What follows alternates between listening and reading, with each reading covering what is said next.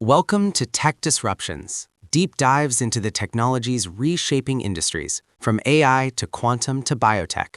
Let's get into it. For years, the conversation around AI and job displacement focused heavily on blue-collar roles, on repetitive tasks, on the assembly line. But a recent study from Anthropic flips that script, pointing a very sharp finger at the exact opposite end of the spectrum. Indeed, the data suggests that the automators themselves. For years, the conversation around AI and job displacement focused heavily on blue-collar roles, on repetitive tasks, on the assembly line. But a recent study from Anthropic flips that script, pointing a very sharp finger at the exact opposite end of the spectrum. Indeed, the data suggests that the automators themselves are now staring down the barrel of automation. The focus is on high-skill, white-collar professionals, with programmers, specifically, topping the list of those most exposed to AI's disruptive potential. Programmers, the very people building these AI systems, are the ones Anthropic identifies as being most impacted? That's quite the irony. It's like the architect designing a building, only to find their own office space is now redundant. It's a striking finding. The study delves into the specific tasks that constitute these high-skill jobs, and it finds a significant overlap between those tasks and what large language models are increasingly capable of performing. This isn't about physical labor, it's about cognitive work. So to unpack this automators getting automated idea, when Anthropic talks about programmers being most affected, what exactly does that mean in practical terms? Does this mean entire jobs disappearing or something more nuanced? The study's language is precise. It refers to exposure, not necessarily full automation or immediate job elimination. For programmers, this means a substantial portion of their daily tasks. Think writing code, debugging, generating documentation, even contributing to design specifications, are highly amenable to augmentation or, in some cases, outright performance by AI tools. Consider a scenario where an LLM can draft 80% of a routine function, leaving the human programmer to review, optimize, and handle the more complex architectural decisions. That's a crucial distinction. Exposure implies a change in how the work is done, rather than simply canceling the need for the human. But even with augmentation, a radical shift in workflow could still lead to fewer jobs or a different kind of programmer altogether. Precisely. The report suggests that even if only certain tasks are automated, the overall demand for human labor in those specific task categories could decrease, or the nature of the required human skill set could fundamentally change. The output per human worker could increase dramatically, potentially reducing the total number of human workers needed to achieve the same output. It raises questions about the definition of programmer in the near future. Will it be less about writing lines of code from scratch and more about AI-assisted development, prompt engineering, and architectural oversight? That's certainly one strong implication. The skill set shifts from pure execution to more strategic thinking, problem formulation, and validation of AI-generated output. It moves from coding as a primary function to coding as a collaborative effort with an AI, where the human provides the high-level direction and critical judgment. Okay, so this isn't just a casual observation. Anthropic's report is based on hard data. How did they arrive at these conclusions? What was their methodology for determining which jobs and tasks are most exposed? The methodology is quite innovative. The researchers utilized large language models, specifically their own, Claude, to analyze hundreds of detailed job descriptions.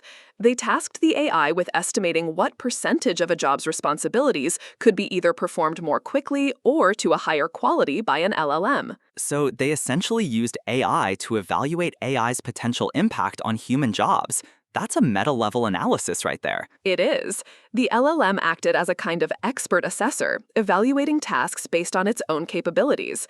This allowed them to move beyond general assumptions and generate granular data on task-level exposure across a wide array of professions. They then aggregated these task-level exposures to derive job-level exposure rates. This approach sounds both powerful and potentially biased, given that an AI is assessing its own prowess. Did the study address potential limitations of using an LLM for this analysis? The researchers are aware of that potential. The goal wasn't to predict exact job replacement figures, but to map the exposure of tasks to AI capabilities. It's a proxy, a strong indicator of where AI could introduce significant changes, not a definitive prediction of job loss. The LLM's assessment is based on current capabilities, which are, of course, rapidly evolving. They also cross-referenced with human evaluations to refine the model's accuracy. Right, so it's a snapshot, a projection of potential, rather than a certainty. Moving beyond programmers for a moment, which other high-skill, white-collar professions did Anthropic identify as having significant exposure? Beyond software engineers and developers, the study highlighted other roles with substantial exposure. Mathematicians, for instance, due to their work involving logical reasoning, complex calculations, and pattern recognition. Technical writers, given AI's ability to generate coherent and structured text. Financial analysts, who deal heavily with data interpretation, report generation, and predictive modeling, also showed high exposure. So professions heavy on logic, data analysis, and language generation. It makes sense, given the strengths of current LLMs. What about creative fields? Are writers, graphic designers, or marketers also seeing high exposure? Yes, absolutely. The study indicates that roles involving content creation, ideation, and synthesis, like certain aspects of marketing, graphic design, and indeed creative writing, also exhibit considerable exposure. AI can generate marketing copy, draft social media posts, suggest design layouts, and even help brainstorm concepts. The demand for original human creativity shifts perhaps to guiding and refining AI output rather than generating every element from scratch. That's a significant point. It's not just about crunching numbers or writing code. It's about the more human elements of communication and creativity feeling the pressure too. Are there any high-skill jobs that are least exposed according to this data? Interestingly, professions requiring significant physical dexterity, real-world physical interaction, complex problem-solving in unstructured environments, or deep interpersonal empathy and judgment showed much lower exposure. Think about surgeons, plumbers, electricians, agricultural workers, or even certain roles in food service. These jobs involve manipulating the physical world or navigating intricate human relationships in ways current AI struggles with. So the jobs that require hands-on manipulation or genuine human connection seem safer for now. It really underscores this idea of the white-collar squeeze, because it's not the manual labor that's highest on the exposure list. Exactly. The narrative has shifted. Historically, automation anxiety often centered on factory floors. Now the spotlight is firmly on office cubicles, on the cognitive tasks that were once thought to be exclusively human domains. To delve deeper into the distinction between exposure and automation, the study isn't saying these jobs will disappear overnight. What are the more likely scenarios for these highly exposed roles? The most probable scenario is augmentation. Imagine a data analyst who previously spent 60% of their time cleaning and organizing datasets. With AI tools, that might drop to 10%, freeing them up for more high-level interpretation, strategic insights, or communicating findings. The job doesn't vanish, but its composition changes dramatically. The human role becomes less about grunt work and more about critical thinking, context, and oversight. So for businesses, this means efficiency gains and potentially requiring fewer people for the same output, or the same number of people achieving much more. For individuals, it means they need to adapt to master working with AI. That's the crux of it. The skills that become paramount are less about rote execution and more about prompt engineering, critical evaluation of AI output, understanding the limitations and biases of AI, and focusing on the uniquely human aspects of work: creativity, complex decision-making in novel situations, emotional intelligence, and interdisciplinary collaboration. It sounds like the value proposition of a human worker is shifting upwards towards higher-order thinking and problem-solving. But for many, especially those who built careers on those automatable tasks, that's a significant, potentially daunting transition. It is. The challenge for individuals and institutions is to foster continuous learning and reskilling. If a significant portion of a job's tasks can be handled by AI, the remaining human tasks will be those that require judgment, ethical consideration, or creative leaps that AI cannot yet make. The emphasis shifts from doing to directing and validating. And this has implications for education too, right?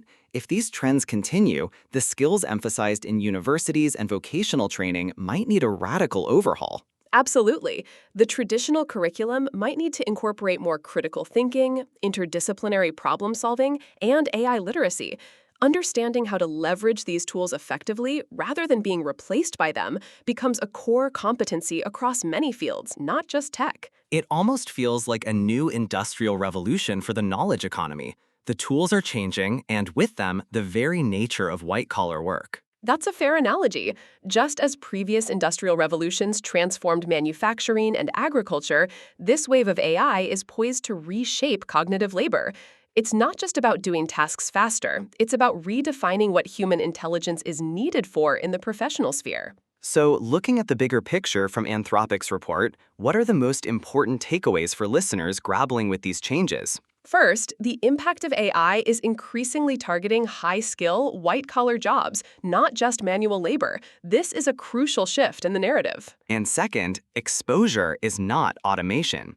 It means tasks are amenable to AI, leading to augmentation and efficiency rather than immediate job elimination. Third, the skills needed for the future workforce are rapidly evolving. Focus will be on critical thinking, creativity, ethical judgment, and effective collaboration with AI systems. Fourth, industries that rely heavily on data analysis, logic, and content generation are likely to see the most significant transformation in job roles. And finally, continuous learning and adaptation are no longer just buzzwords. They are becoming fundamental requirements for career longevity in a rapidly changing landscape. What does it mean for individuals when the very tools they use to automate the world start to automate parts of their own work? How do you reevaluate your professional identity when your core skills become, in part, machine capabilities?